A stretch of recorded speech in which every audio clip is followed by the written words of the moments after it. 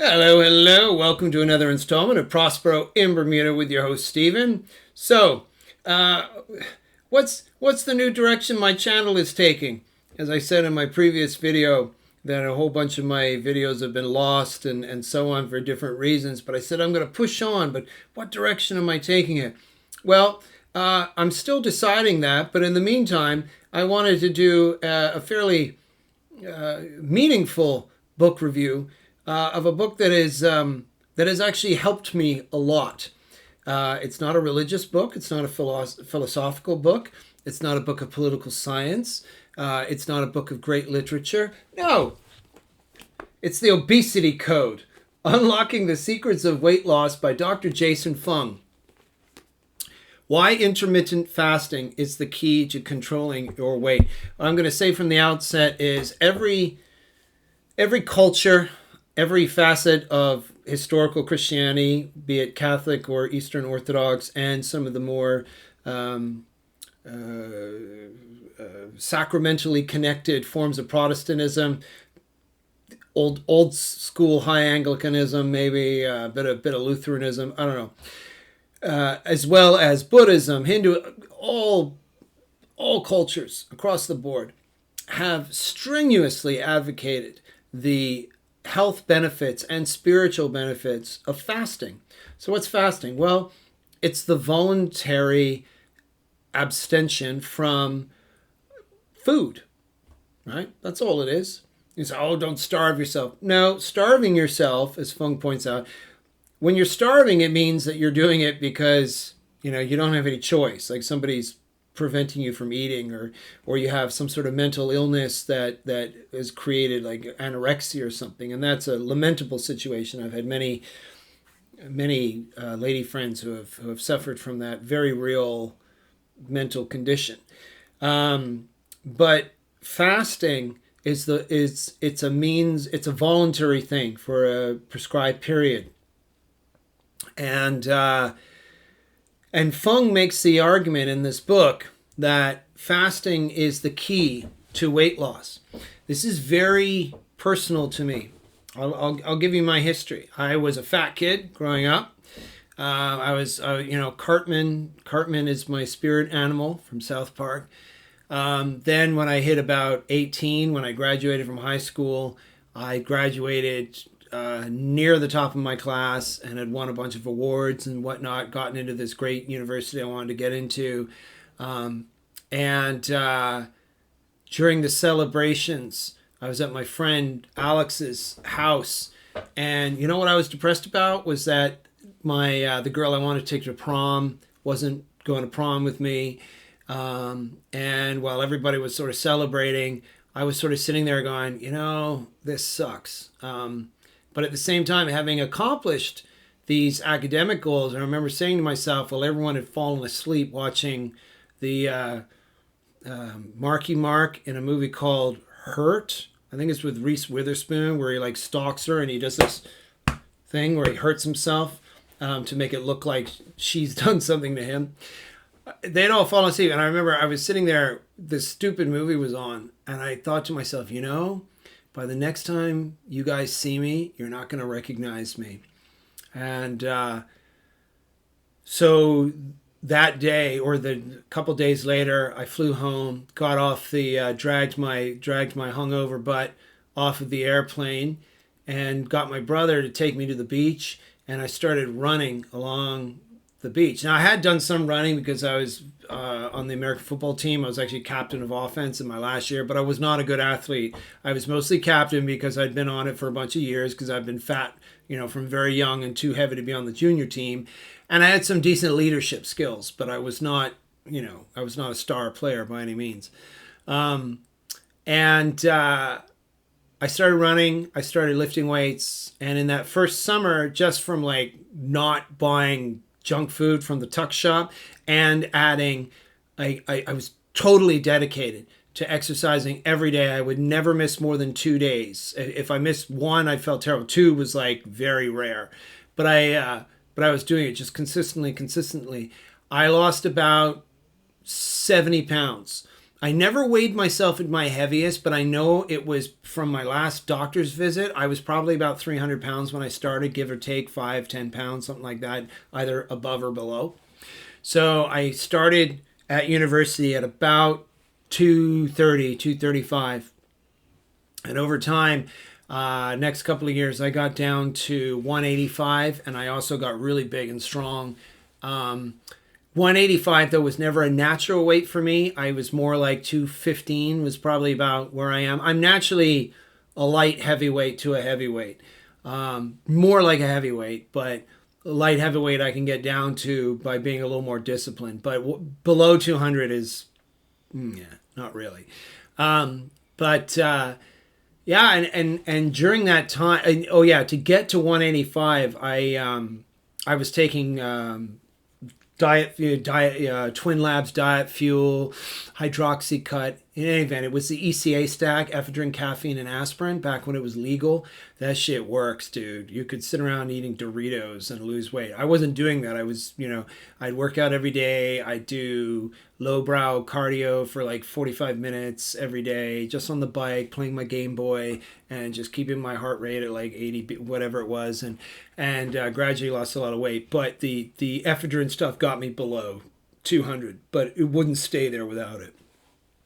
So anyway, so I got real fit for a time, and had a good time with the ladies and all that sort of thing. But over time, especially as I got into law school and after that, I just found my set weight creeping up. I remember it was as soon as I got below 217 was when I started to feel really good about myself, and like got really Lothario like. But it was hard to get below that for a long time. Though I did have a set weight at about 207 for a while, but not for very long. I had a set weight at 235 for several years. For most of my legal career, my set weight was 235. By set weight, and this is what Fung talks about in this book, it's that your body is naturally trying to either get back up to that weight, like if you try to go below it, or get back down to it if you overeat. So it's like, well, what is a set weight thing? And he explains that it has to do with more hormones than more to do with hormones than with calories. And ultimately it has to do with insulin resistance. And the heavier we get, the more, or the more insulin that we produce, and the more we become resistant to insulin, the heavier we get, and so on. And one reason why it's so hard to lose weight is because our body gradually can trend and set a new weight that works in cohesion with the amount of insulin, or the level of insulin resistance that's in our body. And so he says, really, the only way, and then it got at 235, then it was like 250, and now it's like 265. I hate to say it, but it's like 265. Last year, right after I did Shrek the Musical, my weight was 278. It was bad. And then I cut drinking entirely. I got down to, again, it was like down to like 265, but it got down there so fast. Like, we're talking barely a week. I mean, it was like water weight, you'd think. But the body wanted to adjust back down to 265. But after 3.5 months of not drinking at all, and just trying to be healthy, I didn't lose a friggin' pound. And it was so upsetting, and so I kind of went off the rails for a little while. But again, it stays where it is and all that kind of thing. I just feel bad about myself. But then I started reading about this, and I realized, look, it didn't matter that I was staying low carb. It didn't matter that I was avoiding booze so much. I mean, those things do matter. They are part of a weight loss regime. But the thing is, I was always feeding. I was like always eating. I was always, there was no time given to my body to sort of clear out stuff. And what he's arguing here is actually that the benefit of fasting is that the goal with fasting is to keep your insulin levels as low as possible throughout most of the day. Any kind of eating is going to jump up your insulin a little bit. Certain things, though, do it more than others. So the best thing for provoking insulin the least is to stick to meat and non-carbohydrates, especially processed carbs. They're the worst, all that sort of stuff. But also to allow your body time to just have no food at all. where your insulin levels are not being affected. And that's really the key to weight loss. I've just started it.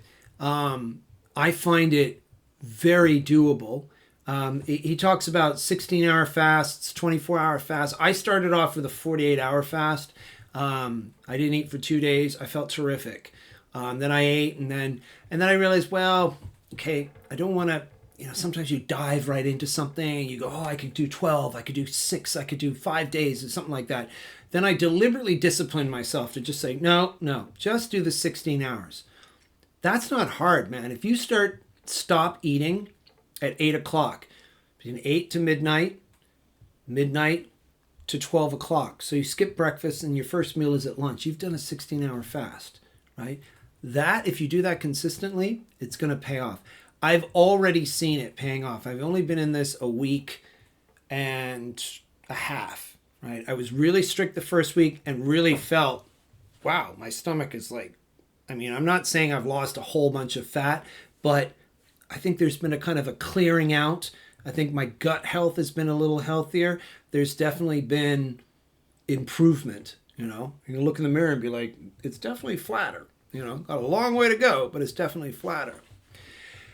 And what I'm suggesting is that this is a very, very doable thing. And I think fasting becomes more and more important the older you get, because he points out, and this is something I've known throughout my life, but you're constantly told something the opposite. Exercise hardly does dick, right? I've walked 6 Caminos in 6 years, 1,000 kilometers each, right? First one I did, the first Camino I walked, I lost 36 pounds in the first Camino, gained it all back. Second one, I only lost 16 pounds, gained it all back. Third one, I only lost 5 pounds, gained it all back.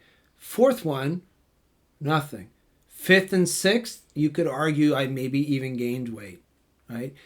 That has nothing to do with maybe a little to do with metabolism, but it has nothing to do with the fact I just wasn't burning as many calories or something like that.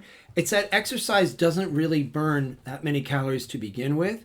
And two, the real thing that demarks whether or not you're really going to lose weight is your level of insulin resistance. And over the years, my insulin resistance has gotten worse, right? Sorry. Now I'm making a video and I'm forgetting what I'm trying to say. You want to become more sensitive to insulin rather than become less sensitive to insulin. Because if you become less sensitive to insulin, then the body has to produce more insulin and you end up gaining weight as a result of it. This is one take. I forget my train of thought for a moment. Dr. Notman has to throw out his medical license now because he forgot exactly the ins and outs of insulin. But what I'm saying is that I think, especially as you get older, fasting really is the way to go, because your body is also breaking it. You're not able to exercise as much as you used to. Also, exercise just isn't as effective a cure as we used to think it was.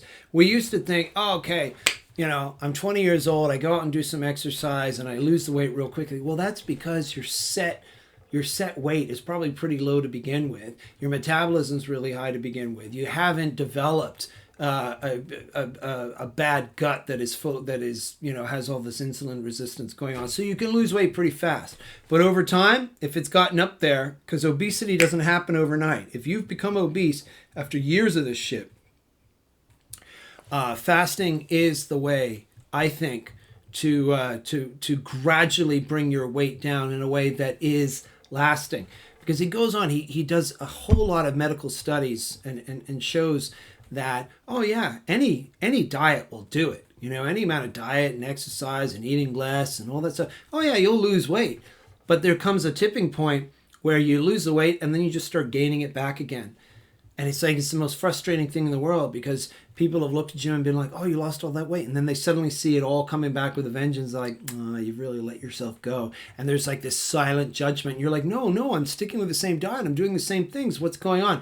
Well, it's because you never actually change your level of insulin to begin with. So your body just wants to get back to that weight, that set weight that has been determined by your level of insulin resistance to begin with, right? And so boom. The whole point about fasting is to bring that set weight down. I would love, 235 is still pretty heavy, but if I could get my even 250, man, right now, to get from 265 as my set weight down to 250, I would consider that a great accomplishment. It wasn't that long ago. My set weight after my second Camino was 250. Now it gradually went up 265. I want to get it down to 250, then down to 235, and that's about where my brother is. We might end up being about the same. But, yeah. In conclusion, intermittent fasting is a practice. Oh, yeah. Here's the other thing. Not only has intermittent fasting been good for weight, which I think has come down, my mind is clear. My mood is greatly enhanced. I find myself actually using less social media and looking at the internet less because that dopamine addiction is being held in check by fasting. If you're not constantly eating things throughout the day, even healthy foods, then you're not even getting that dopamine hit and you're fasting from that. And so I just find myself not as interested in the internet. I kind of look at the internet at one time of the day, and then that's about it, other than the occasional email. But that sort of doom scrolling and surfing, it was like one of the unintended benefits of intermittent fasting that I observed going on. So I recommend read the book, look at the videos, and give it a try. It might work for you. It might work. I mean, I'm doing this in what's my diet? What I do eat? I'm total practically zero carbs. I have a glass of wine or two here and there, but my main thing is I just basically live on meat and cheese and high fat and some protein and a little bit of carbohydrates. So it is about low carbohydrate, but that kind of diet alone is not enough. The fasting is what tackles the actual level of insulin resistance in your body. Insulin is the key to weight loss and weight gain. And I stand by that because I'm seeing results, and I am one of those guys that's always battling their weight. All right. That was a one-off. That's not the kind of book I normally talk about, but hey, I felt like it was a good one because it's been a bit of a game changer to me. So I felt it was worth reviewing. Until next time, keep looking in that wardrobe. You just might find Narnia. Bye.